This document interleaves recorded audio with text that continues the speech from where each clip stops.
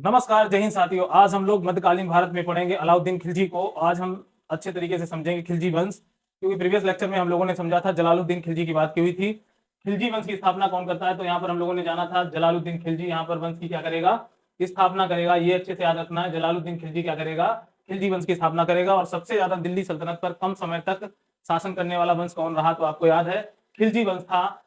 और जो आपके जलालुद्दीन खिलजी थे, इन्होंने अपना राज्याभिषेक कहाँ करवाया था, ये बात हम लोगों ने जानी थी। तो ये कैलीगढ़ी में इसने अपना राज्याभिषेक करवाया था। इसी के समय एक बहुत बड़ा अटैक हुआ था भारत पर, मंगोल आक्रमण, अब्दुल्ला का आक्रमण था, जिसमें जलालुद्दीन खिलजी ने संधि के तहत एक दिल्ली के अंदर एक शहर बसाया था, जिसको बोलते हैं मंगोलपुरी। दोस्तों, मंगोलपुरी किसके द्वारा बसाई गई थी, तो मंगोलों के द्वारा, लेकिन जलालुद्दीन के कहने पर ही बसाई गई थी। और सबसे इंपॉर्टेंट, इसने अपने जीवन काल में जलालुद्दीन खिलजी ने, अगर कहा जाता है तो जलालुद्दीन खिलजी ने एक व्यक्ति को मृत्युदंड दिया था। उसका नाम क्या है, तो सिद्दी मौला। दोस्तों याद रखना है, अपने जीवन काल में इसने सूफी संत सिद्दी मौला को क्या दिया था, मृत्युदंड दिया था। और साथ ही सबसे इंपॉर्टेंट बात बनती है, इसने ये कहा था, मैं एक वृद्ध मुसलमान हूं, मैं नहीं चाहता किसी भी मुस्लिम का मेरे हाथ से खून बहे। ये स्टेटमेंट किसने दिया था, तो आपको याद है, ये स्टेटमेंट दिया था जलालुद्दीन खिलजी ने। तो इस तरह से खिलजी वंश की स्थापना होती है। अब जलालुद्दीन खिलजी को मार कर सत्ता हासिल करता है अलाउद्दीन खिलजी। तो आज के वीडियो लेक्चर में हम लोग समझेंगे अलाउद्दीन खिलजी को। तो आइए बात करते हैं अलाउद्दीन खिलजी की। देखिए दोस्तों, अलाउद्दीन खिलजी की बात करते हैं तो सबसे इंपॉर्टेंट, अलाउद्दीन खिलजी ने जो शासन किया है 1296 से आपका 1316 तक, यानी कहने का मीन्स क्या है, 20 वर्ष तक इसने शासन किया। इसे इसे क्या कहा जाता है, तो द्वितीय सिकंदर कहा जाता है। द्वितीय सिकंदर, द्वितीय सिकंदर किसे कहा जाता है दोस्तों, तो अलाउद्दीन खिलजी को द्वितीय सिकंदर भी कहा जाता है। साथ ही अगर बात करें तो इसका एक और नाम सिकंदर ए सानी। दोस्तों, इसे सिकंदर और सानी के नाम से भी जाना गया। सिकंदर ए सानी के नाम से किसे जाना गया, किस मुस्लिम शासक को जाना गया, तो याद रखना है सिकंदर ए सानी भी इसको कहा गया। किसको कहा गया, तो आपको याद रखना है, ये कहा गया अलाउद्दीन खिलजी से। और इसे एक और नाम दिया गया, भारत का सिकंदर। भारत का सिकंदर किसे कहा जाता है, तो भारत का सिकंदर कहा जाता है अलाउद्दीन खिलजी को। दोस्तों, यहां से जो प्रश्न बनता है उस प्रश्न की बात करें, ये दिल्ली का पहला, ये दिल्ली सल्तनत का प्रथम निरक्षर सुल्तान था। दोस्तों, दिल्ली सल्तनत का निरक्षर सुल्तान किसे कहा जाता है। दोस्तों, बहुत ही इंपॉर्टेंट प्रश्न एग्जाम में पूछा जाता है, दिल्ली सल्तनत का निरक्षर सुल्तान किसे कहा जाता है, तो निरक्षर सुल्तान आपका अलाउद्दीन था। कौन था, निरक्षर सुल्तान कहा गया किसको, अलाउद्दीन खिलजी को। देखिए सबसे इंपॉर्टेंट बात, अलाउद्दीन खिलजी के चाचा, तो यहाँ पर अगर बात करें अलाउद्दीन के चाचा का नाम क्या था, तो जलालुद्दीन। जलालुद्दीन खिलजी ने अलाउद्दीन खिलजी को पाला था। साथ ही इसने सबसे इंपॉर्टेंट बात, इसने अपनी बेटी, जलालुद्दीन ने अपनी बेटी का विवाह किससे किया, तो ये किया था अलाउद्दीन खिलजी से। तो जलालुद्दीन अलाउद्दीन का क्या था, तो अलाउद्दीन का ये चाचा था। अलाउद्दीन का चाचा व दामाद दोनों था। कहने का मतलब क्या है, चाचा व दामाद दोनों था। कौन, तो ये था आपका अलाउद्दीन खिलजी। दोस्तों, आपको याद रखना है, दिल्ली सल्तनत का निरक्षर सुल्तान कहा गया अलाउद्दीन खिलजी से। और साथ ही यहाँ पर बहुत ही अच्छा प्रश्न बनता है, ये अर्थशास्त्री सुल्तान था। ये अर्थशास्त्री सुल्तान था। अगर बात करते हैं अलाउद्दीन खिलजी की, तो ये कैसा था, अर्थशास्त्री, अर्थशास्त्री सुल्तान था।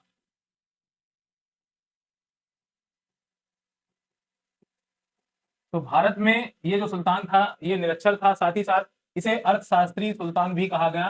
क्यों कहा गया, इसकी बाद में हम चर्चा करेंगे। तो इसे अर्थशास्त्री सुल्तान भी कहा जाता है। दोस्तों याद रखना है, ये प्रश्न काफी महत्वपूर्ण है, अलाउद्दीन खिलजी को अर्थशास्त्री सुल्तान भी कहा जाता है।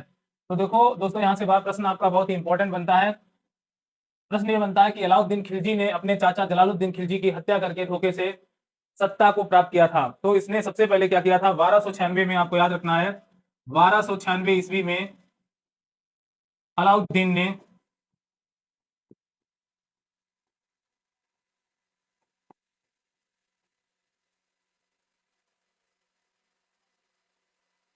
1296 में अलाउद्दीन ने एक, मतलब क्या करते हैं, अभियान किया था। और अगर देखा जाए वो कहाँ का इसने अभियान किया था, सबसे इंपॉर्टेंट बात है, कई बार प्रश्न एग्जाम में पूछा गया। तो 1296 में सर्वप्रथम अलाउद्दीन खिलजी ने एक अभियान किया था, सैन्य अभियान किया था। और उस सैन्य अभियान किया था, जो सैन्य अभियान किया था वो कहाँ किया था, याद रखना है। तो ये अभियान किया था आपका देवगिरी अभियान। तो देवगिरी के जो शासक थे, राजा रामचंद्र देव, याद रखना है, तो यहाँ के राजा कौन थे? राजा रामचंद्र देव, राजा रामचंद्र देव। दोस्तों याद रखना है, राजा रामचंद्र देव देवगिरी के राजा थे, जिस पर अभियान किया था किसने? अलाउद्दीन खिलजी ने। लेकिन किसकी अनुमति से? तो दोस्तों याद रखना है, अपने चाचा जलालुद्दीन खिलजी की अनुमति से इसने अभियान किया, जहां पर इसे काफी धन प्राप्त हुआ था, अकूत दौलत प्राप्त हुई थी। इस खुशी में अलाउद्दीन खिलजी ने कड़ा इलाहाबाद का क्या बनाया? कड़ा इलाहाबाद का, जो कड़ा जगह है वो कहाँ है? इलाहाबाद में है, और इलाहाबाद का गवर्नर घोषित कर दिया था। तो दोस्तों इस अभियान के बाद अलाउद्दीन खिलजी को चाचा ने खुश होकर क्या? एक गवर्नर बनाया। कहाँ गवर्नर बनाया? कहाँ का? तो दोस्तों याद रखना है, ये गवर्नर बनाया था आपका, ये गवर्नर कहाँ का बनाया था? तो ये इलाहाबाद, कड़ा इलाहाबाद का बनाया था, ये याद रखना है दोस्तों। तो ये जो बनाया था, इलाहाबाद का गवर्नर बनाया था, कड़ा नामक स्थान का। लेकिन एक बहुत ही इंपॉर्टेंट बात यहाँ पर घटना होती है, सबसे इंपॉर्टेंट बात, दूसरा अभियान। दोस्तों याद रखना है, दूसरा अभियान जो अलाउद्दीन खिलजी ने किया था, दूसरा अभियान, तो दूसरा अभियान जो किया था, ये दक्षिण अभियान था। किसका? अलाउद्दीन खिलजी का दक्षिण अभियान। और दक्षिण अभियान ये जो किया था, ये दक्षिण अभियान बिना पूछकर किससे किया था? जलालुद्दीन से, बिना आज्ञा के इसने दक्षिण अभियान किया था। किसने? अलाउद्दीन खिलजी ने। और चुपके से किया गया अभियान, जिसमें इसको अकूत दौलत प्राप्त होती है। लेकिन ये बात जब जलालुद्दीन खिलजी को पता चलती है कि मेरे भतीजे ने एक अभियान किया है जिसमें जो बिना अनुमति के किया है और उसमें बहुत धन संपदा इसको प्राप्त हुई है, काफी बुरा लगता है जलालुद्दीन खिलजी को। लेकिन बात अगर पूछी जाए तो इसने इसके बाद क्या किया? इसने राज्याभिषेक करवाया। तो दोस्तों याद रखना है, राज्याभिषेक किसका होता है यहाँ पर? ये राज्याभिषेक करवाया था अलाउद्दीन खिलजी ने। तो ये जो राज्याभिषेक करवाया था दोस्तों, ये कहां पर करवाया था? प्रश्न पूछा जाता है एग्जाम में। ये राज्याभिषेक जो कराया था, ये बलबन के लाल महल में। दोस्तों याद रखना, बलबन के लाल महल में, बलबन के लाल महल में इसने क्या करवाया था? राज्याभिषेक करवाया था। तो बलबन के लाल महल में इसने क्या करवाया था? राज्याभिषेक करवाया था। किसने? अलाउद्दीन खिलजी ने। एक बात की जाए, इसके बाद बताया जाता है कि अलाउद्दीन खिलजी ने अपने चाचा को बुलाया कि हमने जो अभियान किया है उसकी हम क्षमा या गलती चाहते हैं, और इसने कहा कि आप हमसे मिलने आइए। तो ये गंगा नदी के किनारे इसने अपने चाचा को बुलाया। बुलाने के बाद बताया जाता है कि चाचा इसको मिलने के लिए जैसे ही गले मिलता है, वैसे ही अलाउद्दीन खिलजी धोखे से अपने चाचा को गला काट देता है, कहने का मीन्स। और उसके बाद उसके सिर को भाले पर टांग कर वहां जो सेना खड़ी होती है उससे कहता है कि आप अगला राजा दिल्ली का मैं हूं। इस तरह से कह सकते हैं कि इस तरह से वो सत्ता हासिल करता है जलालुद्दीन से। अब इस तरह से हम लोगों ने ये बातें सारी समझी, तो आइए और इससे रिलेटेड प्रश्न क्या बन सकते हैं एग्जाम के लिए वो समझते हैं। दक्षिण भारत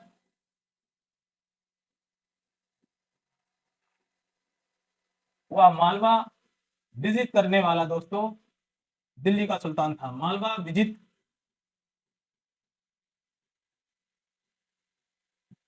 करने वाला दिल्ली का प्रथम सुल्तान था, पहला सुल्तान था। याद रखना है दोस्तों, ये मालवा और दक्षिण विजिट करने वाला पहला सुल्तान था कौन? तो आपको याद रखना है, ये था आपका अलाउद्दीन खिलजी। अलाउद्दीन खिलजी ने, सबसे इंपॉर्टेंट बात है, इसने धर्म को राजनीति से अलग रखा। धर्म को राजनीति से अलग रखा, धर्म को राजनीति से अलग रखा। दिल्ली का वह कौन सा सुल्तान है जिसने धर्म को राजनीति से अलग रखा था? दोस्तों ये प्रश्न आपका एग्जाम में पूछा जाता है, तो आपको याद रखना है, दिल्ली सल्तनत का एकमात्र शासक जिसने धर्म को राजनीति से अलग रखा था। तो यहाँ पर अलाउद्दीन खिलजी ने धर्म को राजनीति से अलग रखा था। ये बात आपको अच्छे से याद रखनी है। सबसे खास बात ये पूछी जाती है एग्जाम में, ये विश्व विजेता व नवीन धर्म चलाने की बात कही थी इसने। विश्व विजेता बनने व नवीन धर्म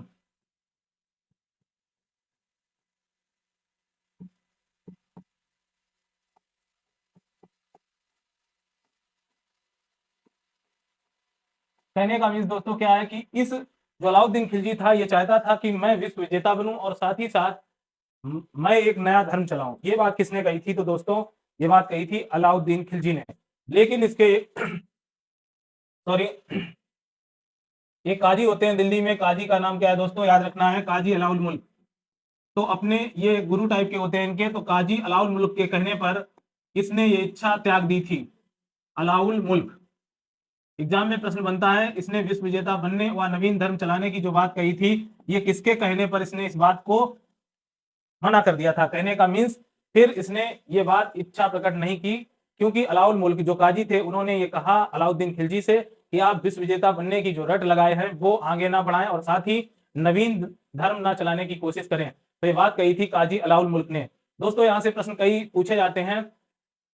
साथ ही प्रश्न बनता है इसकी सैन्य व्यवस्था की बात करें यदि, अलाउद्दीन खिलजी की जो सैन्य व्यवस्था थी दोस्तों, यहां से कई सारे प्रश्न बनते हैं। सैन्य व्यवस्था, सबसे इंपॉर्टेंट प्रश्न यहां से बनता है सैन्य व्यवस्था के विषय में, अलाउद्दीन खिलजी की सैन्य व्यवस्था कैसी थी? तो सबसे इंपॉर्टेंट बात है,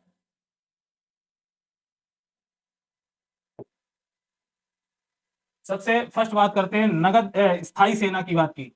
किस मुस्लिम शासक ने स्थायी सेना की शुरुआत की थी?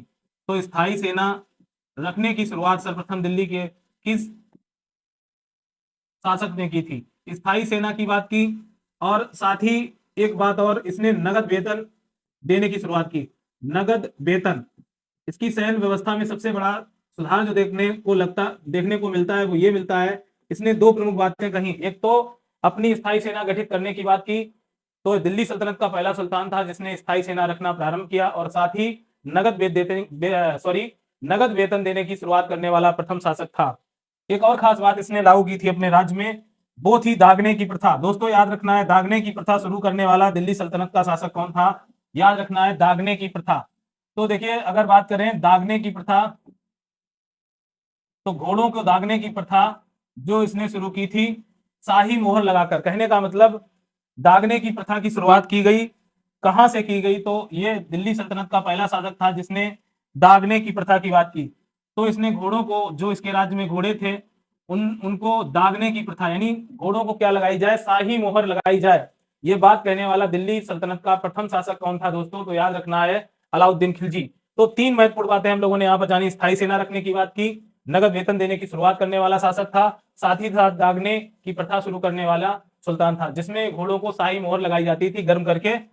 अब नंबर 4 आपकी जो सबसे बात, इसने सैनिकों की पहचान के लिए हुलिया प्रथा की शुरुआत की। दोस्तों ये बहुत ही इंपॉर्टेंट प्रश्न है, हुलिया प्रथा को सर्वप्रथम लाने वाला दिल्ली सल्तनत का शासक कौन था?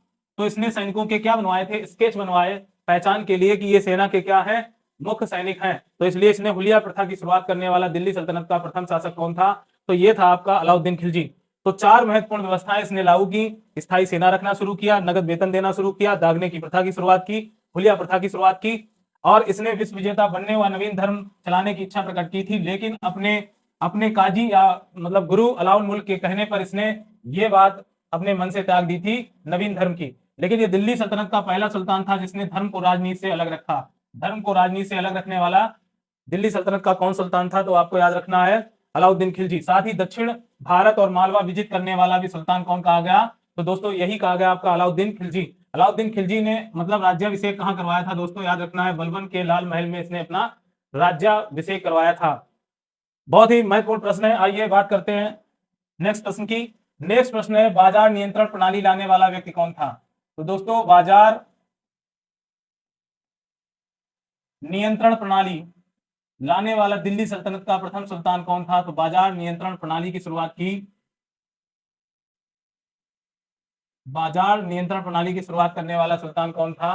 तो आपका अलाउद्दीन खिलजी था। और इसके लिए इसने एक हेड, मतलब कह सकते हैं इसके हेड को, बाजार नियंत्रण प्रणाली के हेड को क्या कहा जाता है? तो साइने मंडी, साइना मंडी, साइने ए मंडी, इसके जो हेड रखा जाता था उसे कहा गया साइने मंडी। दोस्तों याद रखना है बाजार नियंत्रण प्रणाली के लिए जो हेड चुना गया, जो हेड अधिकारी था, कहने का मतलब उस हेड अधिकारी को क्या कहा जाता था? तो साइने मंडी कहा जाता था, जो बाजार नियंत्रण इसने प्रणाली लागू की थी। साथ ही ये क्या लाया था? साथ ही लाया था सार्वजनिक वितरण प्रणाली, सार्वजनिक वितरण प्रणाली लागू करने वाला सुल्तान। तो हमने ये जाना था बाजार नियंत्रण प्रणाली कौन लाया था? तो ये अलाउद्दीन खिलजी लाया था। और बाजार नियंत्रण प्रणाली के हेड को क्या कहा जाता है? साइने मंडी कहा जाता है। साथ ही हम लोगों ने ये प्रश्न बताया आपको। इसके बाद एक और पद होता है वरीद, जो वरीद है ये क्या चीज है, ये गुप्तचर विभाग था। गुप्तचर विभाग का क्या था, हेड। गुप्तचर विभाग के हेड को क्या कहा जाता था, हेड को कहा जाता था वरीद। यानी कहने का मीन्स क्या है, अलाउद्दीन खिलजी का जो खुफिया तंत्र था बहुत ही विकसित था। अलाउद्दीन खिलजी का खुफिया तंत्र बहुत ही विकसित था, जिसमें इसने गुप्तचर विभाग के हेड वरीद को स्थापित करके रखा था। तो बाजार नियंत्रण प्रणाली में साइने मंडी इसका हेड था, जबकि वरीद कौन था, तो गुप्तचर विभाग का हेड था। तो खुफिया तंत्र बताया जाता है अलाउद्दीन खिलजी का बहुत ही मजबूत तंत्र था। ये बात करें तो इसने सार्वजनिक वितरण प्रणाली की शुरुआत की। सार्वजनिक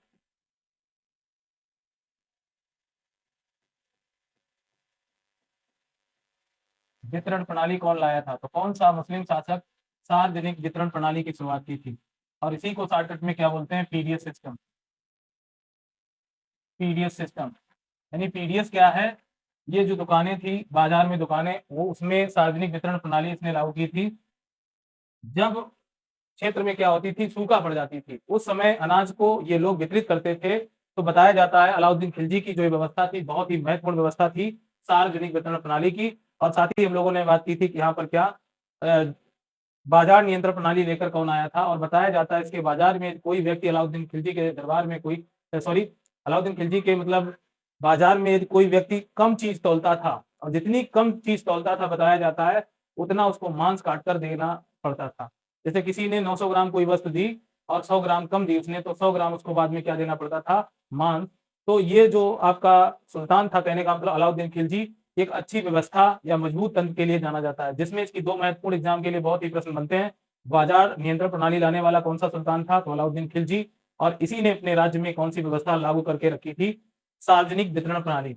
और सबसे खास प्रश्न यहाँ पर एक और बनता है, वरीद क्या था, तो गुप्तचर विभाग का हेड होता है, लेकिन इसने भूमि मापन के लिए इसने क्या किया था, इसने भूमि मापन के लिए जो प्रणाली लागू करके रखी थी वो क्या थी इसकी, तो आपको याद रखना है विस्वा प्रणाली। दोस्तों विस्वा प्रणाली लाने वाला सुल्तान कौन था, तो विस्वा प्रणाली लाने वाला सुल्तान कौन था, तो ये अलाउद्दीन खिलजी। और विस्वा प्रणाली इसने लागू करके रखी थी भूमि मापन के लिए। विस्वा प्रणाली की शुरुआत किसने की, तो ये प्रणाली की शुरुआत की थी अलाउद्दीन खिलजी ने। और सबसे खास बात आज जानते हो, आज भी मापने के लिए भूमि मापन के लिए विस्वा प्रणाली आज भी हमारे देश में काम कर रही है। तो ये बात बहुत अच्छे से हम लोग समझते हैं। साथ ही एक बात करें इसके दरबारियों की, तो इसके दरबार में कौन कौन खास लोग थे, तो इसके दो दरबारी थे, आपको याद रखना है। एक नाम आता है अमीर खुसरो। अमीर खुसरो, अमीर खुसरो वो व्यक्ति है जिसने दिल्ली के 7 सुल्तानों का कार्यकाल देखा था। निजामुद्दीन औलिया और अमीर खुसरो दो ऐसे व्यक्ति हैं जिसने दिल्ली के 7 सुल्तानों के कार्यकाल को देखा। तो अमीर खुसरो किसका दरबारी था, तो आपको याद रखना है ये आपके अलाउद्दीन खिलजी का भी दरबारी माना जाता है। साथ ही बात करते हैं, इसे तोताए हिंद कहा जाता है। तोताए हिंद किसको कहा जाता है, तोताए हिंद अमीर खुसरो को।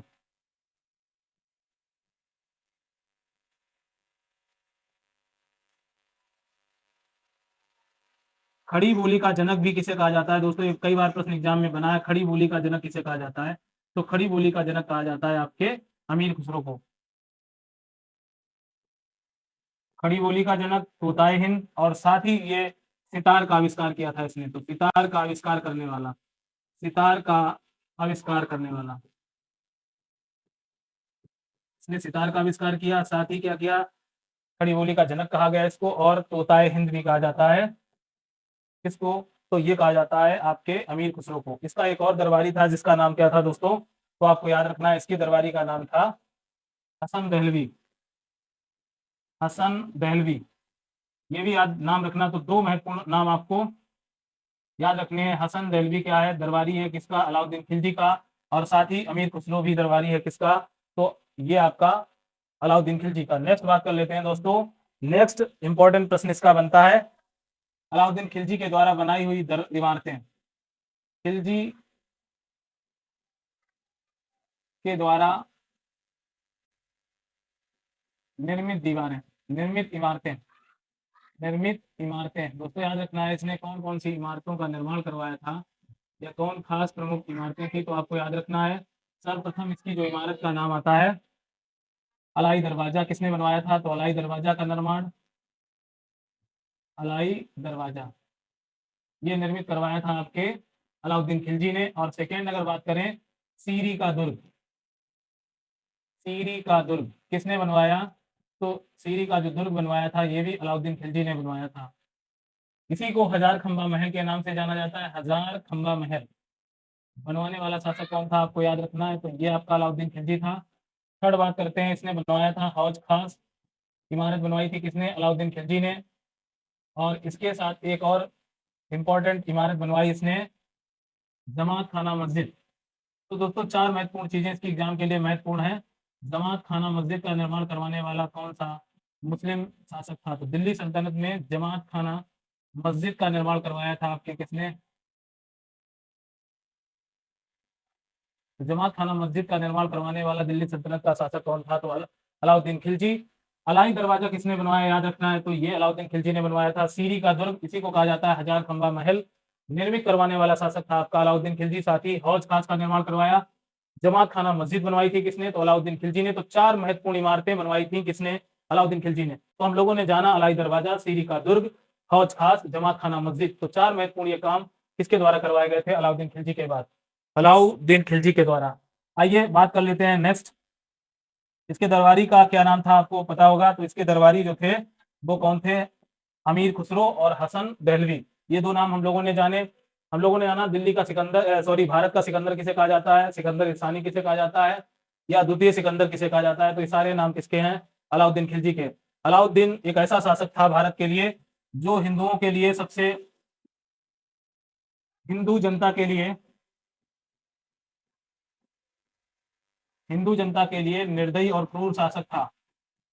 ये कहा जा सकता है कि सबसे खतरनाक शासक हिंदू जनता के लिए कौन हुआ दिल्ली सल्तनत में? तो निर्दयी और क्रूर शासक कह सकते हैं या खतरनाक शासक कह सकते हैं किसको? तो ये कह सकते हैं आपके अलाउद्दीन खिलजी को। तो अलाउद्दीन खिलजी कुल कितने वर्ष शासन करता है? तो ये कुल 20 वर्ष शासन करता है, यानी 1296 से लेकर 1316 तक ये शासन व्यवस्था ये लागू करता है अपने यहाँ। और साथ ही इंपॉर्टेंट प्रश्न की बात करते हैं, इसके बाद इसका उत्तराधिकारी, इसका एक सबसे पहले बात कर लेते हैं खिज्र खां की। खिज्र खां इसका क्या होता है? तो बेटा होता है खिज्र खां। अब खिज्र खां के विषय में एक इंपॉर्टेंट बात है, वो ये है, गुजरात के शासक, गुजरात के शासक कर्णदेव बघेला, गुजरात के शासक कौन थे? तो कर्णदेव बघेला थे, कर्णदेव बघेला, बघेला। दोस्तों याद रखना, कर्णदेव बघेला की पुत्री का नाम था देवल रानी, देवल रानी। दोस्तों याद रखना, देवल रानी। तो इस पुत्री के साथ प्रेम संबंध किसके थे? खिज्र खां के। ये बात का उल्लेख कौन करता है? तो अमीर खुसरो। अमीर खुसरो ने किनके प्रेम संबंधों की बात लिखी है? तो अमीर खुसरो ने गुजरात के शासक कर्णदेव बघेला की पुत्री देवल रानी से खिज्र खां के क्या थे? प्रेम संबंध थे, या वो प्यार करता था किससे? तो देवल रानी से प्यार करता था खिज्र खां। और ये बात किसने कही दोस्तों? तो याद रखना, अमीर खुसरो ने। आइए बात करते हैं इसके बाद, अमीर खुसरो के बाद इसका उत्तराधिकारी बनाता है, यदि बात करें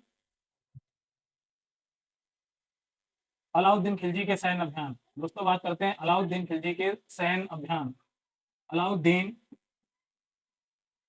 खिलजी के सैन्य अभियान।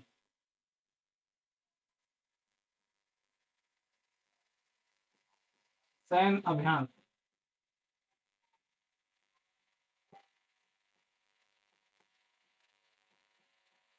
आइए बात करते हैं इसकी गुजरात की। तो गुजरात विजय के बाद, गुजरात विजय के दौरान एक नाम आता है नुसरत खां। तो गुजरात विजय के दौरान एक नाम आता है किसका? नुसरत खां का। इसका सेनापति होता है अलाउद्दीन खिलजी का, नुसरत खां। नुसरत खां गुजरात विजय के दौरान एक मलिक काफूर, एक हिजड़े को खरीदता है। मलिक काफूर, मलिक काफूर नाम याद रखना दोस्तों। मलिक काफूर कौन था? तो ये था हिजड़ा जिसको खरीदा था, जिसको किसने खरीदा था दोस्तों? नाम याद रखना है। तो इसको खरीदने वाला जो व्यक्ति था वो था नुसरत खां। तो गुजरात विजय के दौरान नुसरत खां ने मलिक काफूर को खरीदा। किसको खरीदा था? तो मलिक काफूर को खरीदा था। और बताया जाता है, इसीलिए इसको कहा जाता है, इसे 1000 दीनार में खरीदा गया था। तो 1000 दीनार में किसको खरीदा गया था? मलिक काफूर को। इसीलिए मलिक काफूर का एक और नाम है हजार दीनारी। दोस्तों याद रखना, हजार दीनारी किसका नाम है? तो हजार दीनारी नाम है आपके मलिक काफूर हिजड़े का। सबसे इंपॉर्टेंट बात करें तो सबसे इंपॉर्टेंट बात यहाँ पर यह है कि दिल्ली सल्तनत का वह कौन सा शासक है जिसने मालवा और दक्षिण विजित करने वाला पहला शासक? तो मालवा व दक्षिण विजय करने वाला, दक्षिण विजय करने वाला दिल्ली का पहला सुल्तान, दिल्ली का पहला सुल्तान। दोस्तों याद रखना है, दिल्ली का पहला सुल्तान कौन था जिसने दक्षिण विजित और मालवा को विजित किया था? तो पहला सुल्तान था अलाउद्दीन खिलजी। यदि बात करें दक्षिण विजय की, यदि बात की जाए तो दक्षिण विजय किसने की थी? तो दोस्तों याद रखिए, दक्षिण विजय अभियान जो किए अलाउद्दीन खिलजी की तरफ से, तो उसके सेनापति मलिक काफूर ने किए थे। दक्षिण अभी विजित किया था वो किसकी वजह से अलाउद्दीन खिलजी ने किया था? मलिक काफूर की वजह से दक्षिण विजित करने वाला शासक था। आपको पता होना चाहिए दक्षिण विजय अभियान में सबसे ज्यादा महत्वपूर्ण भूमिका किसने निभाई थी? तो मलिक काफूर ने। मलिक काफूर ने तेलंगाना का अभियान किया। तेलंगाना अभियान की यदि बात करें तो नाम किसका आता है? मलिक काफूर का नाम आता है तेलंगाना अभियान में। दोस्तों याद रखना, तेलंगाना अभियान में सबसे महत्वपूर्ण बात क्या है? यहां से कोनूर हीरा गोलकुंडा की खानों से, गोलकुंडा की खानों से, कुंडा की खानों से जो प्राप्त हुआ था वो क्या प्राप्त हुआ था? कोहनूर हीरा, कोहनूर हीरा। दोस्तों गोलकुंडा की खानों से एक हीरा प्राप्त हुआ था जो आज भी विश्व प्रसिद्ध है, कोहनूर हीरा।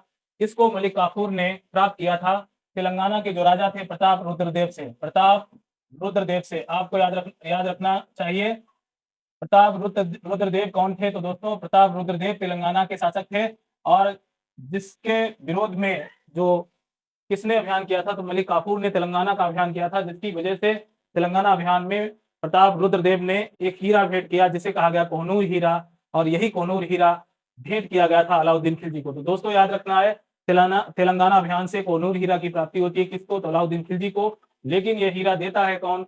मलिक काफूर, प्रताप रुद्रदेव देते हैं मलिक काफूर को। तो इस तरह से हम लोगों ने बात समझी, और साथ ही सबसे इंपॉर्टेंट बात जो बात है वो ये समझते हैं 1303 1303 ईस्वी में चित्तौड़ के एक शासक हैं, आपको खूब नाम याद होगा, महाराणा रतन सिंह राठौर। रतन सिंह, महाराणा रतन सिंह, जो महाराजा राणा रतन सिंह होते हैं, ये कहाँ के होते हैं? चित्तौड़ के। इनकी पत्नी होती है जिनका नाम है पद्मावती। दोस्तों पद्मावती, बात की जाए पद्मावती की तो आपको याद होगा, आपने मूवी देखी होगी पद्मावत, और पद्मावत में क्या दिखाया गया है? पद्मावती। तो रानी पद्मावती को प्राप्त करने के लिए एक अभियान करता है कौन? अलाउद्दीन खिलजी, जो चित्तौड़ के विरुद्ध, किसके विरुद्ध? चित्तौड़ के विरुद्ध। आपको याद रखना है चित्तौड़ विजित करना कौन चाहता है? तो अलाउद्दीन खिलजी। क्यों? क्योंकि इसके सेना कई सारे लोगों ने पहले से बता रखा था कि जो चित्तौड़ की महारानी कौन है? आपको याद रखना है चित्तौड़ की महारानी आपकी पद्मावती है, वो बहुत ही सुंदर है।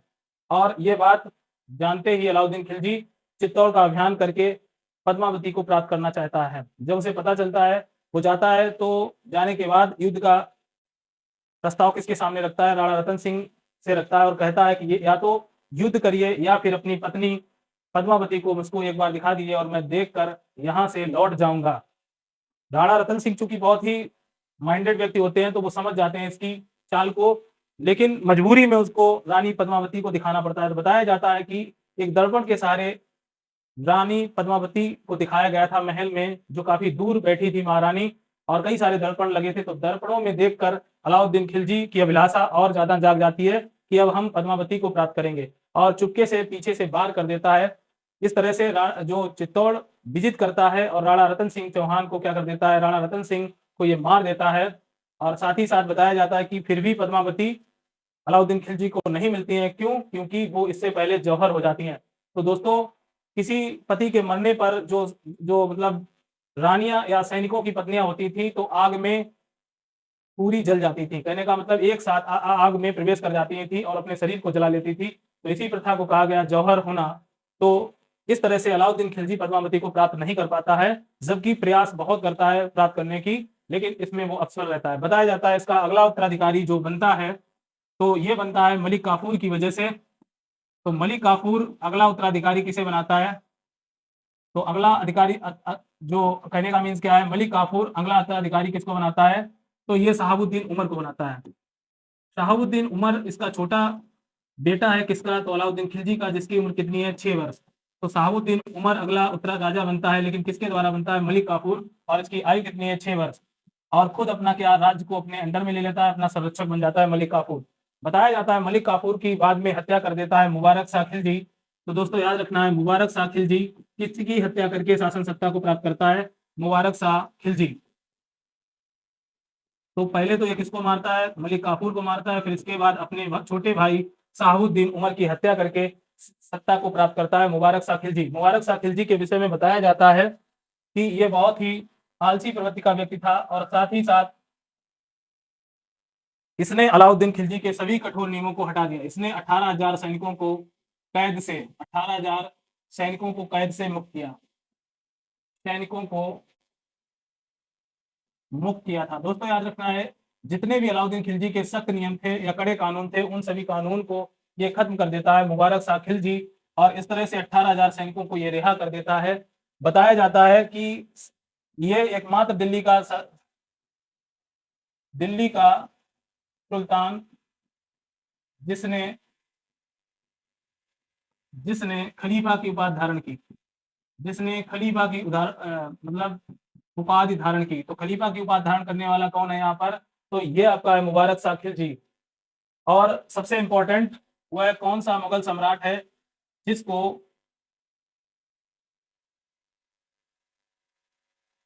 नग्न स्त्रियों, नग्न महिलाओं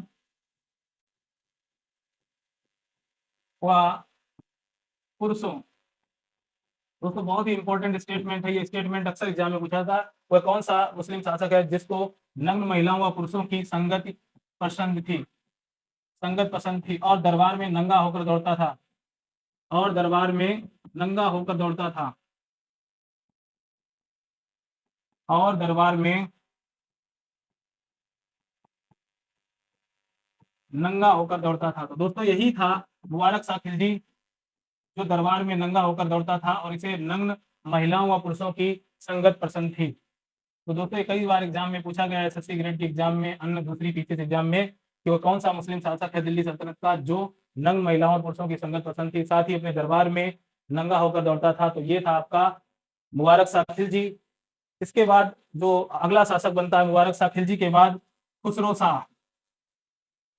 तो दोस्तों खुसरो शाह जो है ये खिलजी वंश का अंतिम शासक है, खिलजी वंश का अंतिम शासक।